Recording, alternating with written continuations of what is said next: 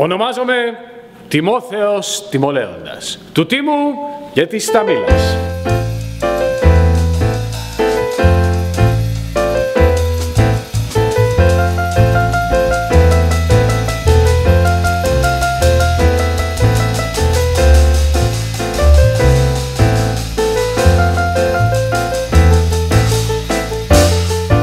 Παροιμίες είναι η παράδοσή σου, το παρελθόν σου.